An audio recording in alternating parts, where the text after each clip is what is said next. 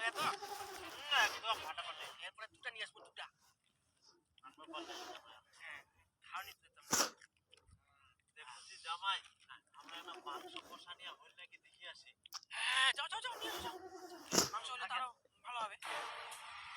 খান্না কিন্তু হ্যাঁ না না না না আমরা আছি 100 এর কমো একদম। এই জামাই এসো, ঘর ধার দাও তো, আমার ঘর ধার দাও।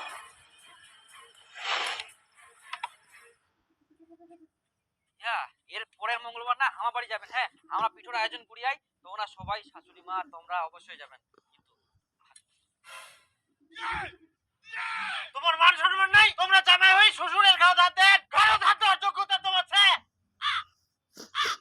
তোমরা তো নিজেই ওই জামাইও ঘর হাত দিবা বলেন, আর আমরা দিনাদের দোষ। ওই জামাইয়ের ঘর ধার দেওয়ার যোগ্যতা আছে, ওই জন্য ঘর ধার দিয়া। যোগ্যতা কি আমার নাই? আমরা কোন দিক দিয়ে কমছি?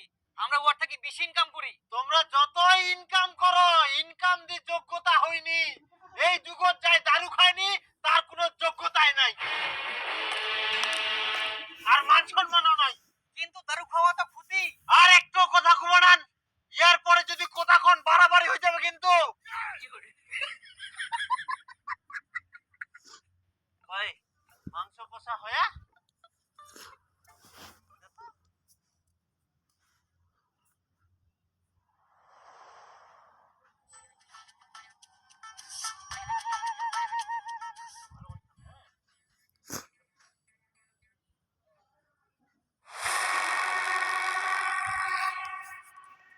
জামাই হাতটা তুই চালু করে দাও।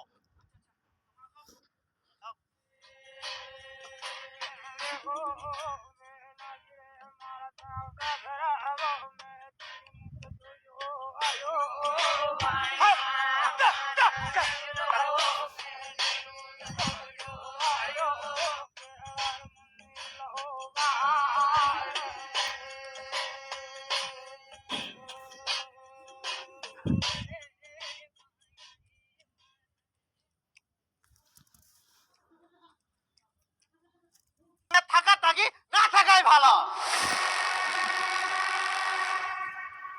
যত সব ফালতু কথা। ও খাবার দিবেন কিনা সেটা কও। শাশুড়ি মা নিয়ে আসো, তখন দেখি তোমরা কি করে রান্না করা ঢুকি। দেখ রে দেখ, খাবা দেখ, জল ঢোকা মরদ তো খেপেই গেলে।